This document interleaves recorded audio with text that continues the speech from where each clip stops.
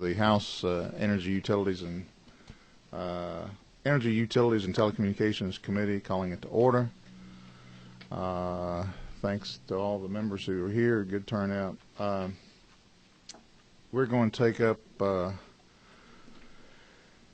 House Bill 282. It's a substitute to 282 LC 362327S. And do we have a committee report on that?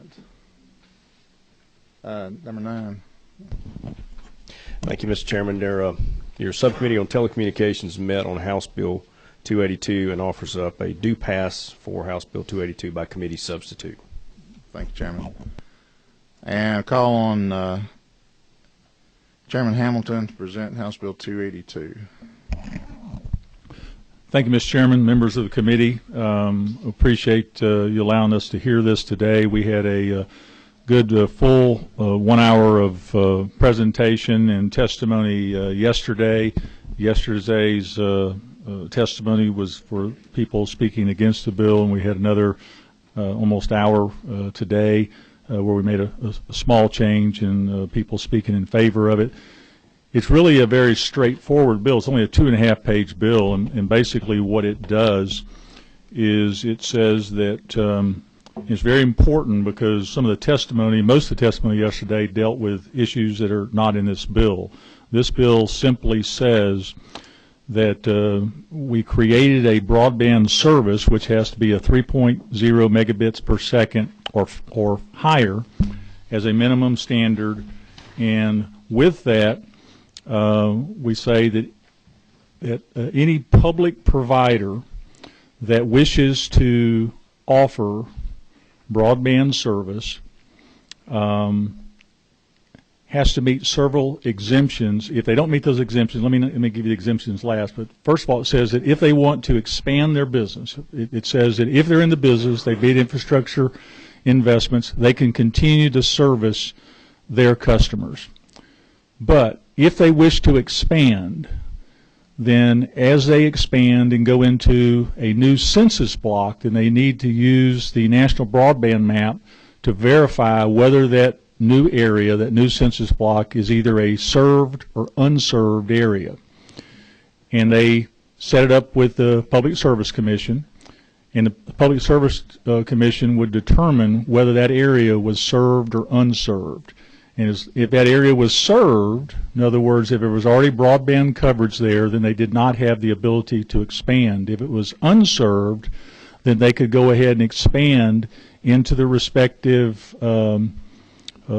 blocks that they wanted to go. Now, we also then exempt a number of areas of the state, and the exemption is for those, basically I'll call them MEAGs, but those areas that are in the electrical corporations, municipality corporations.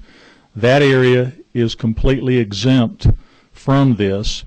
And then we also added a provision that says that if they already have infrastructure capable, if they're already in the ground.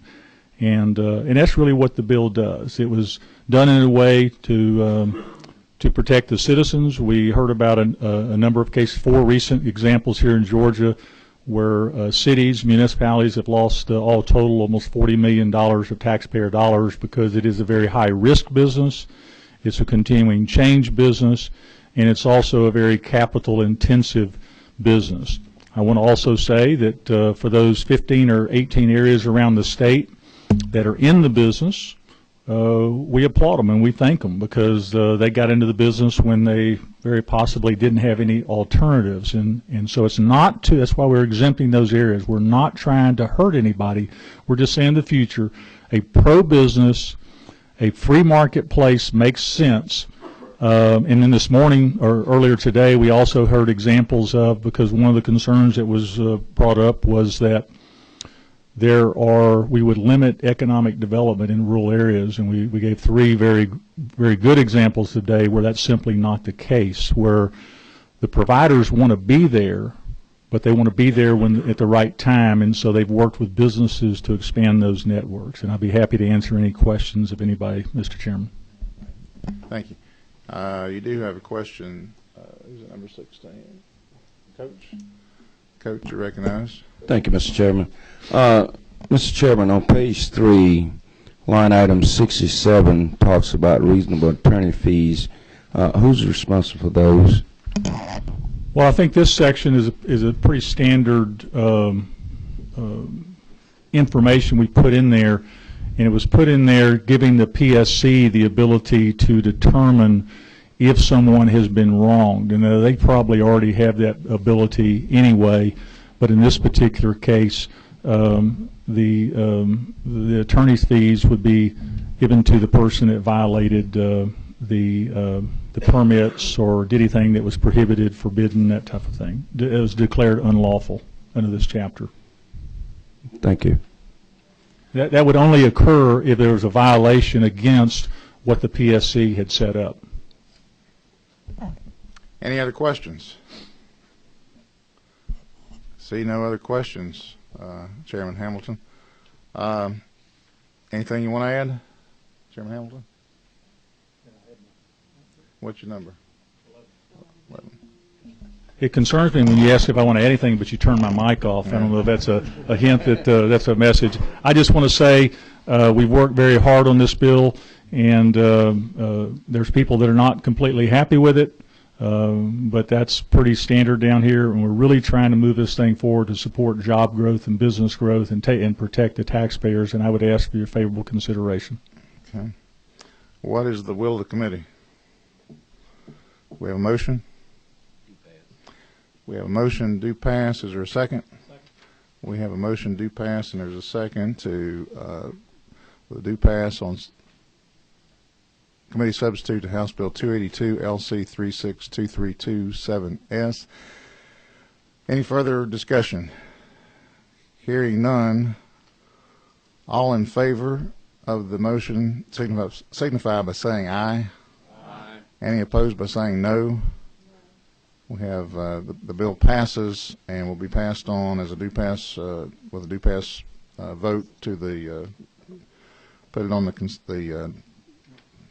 rules calendar. Thank you. We have I asked the House today to recommit House Bill 176 back to this committee. You passed it out a few days ago. Going to do some little bit of work on it, clarify a couple of things, and just do some work on it. I may be on notice that I may call a meeting tomorrow. I know we'll be trying to get out of here, but it won't take long if we do that, and so we can get it back in and get this good piece of legislation passed that will help the citizens of Georgia regarding public safety, economic development, and the use of their cellular facilities for personal and business uses. So with that, anything that any member of the committee would like to add? Any comments? Otherwise, we are adjourned. Thank you.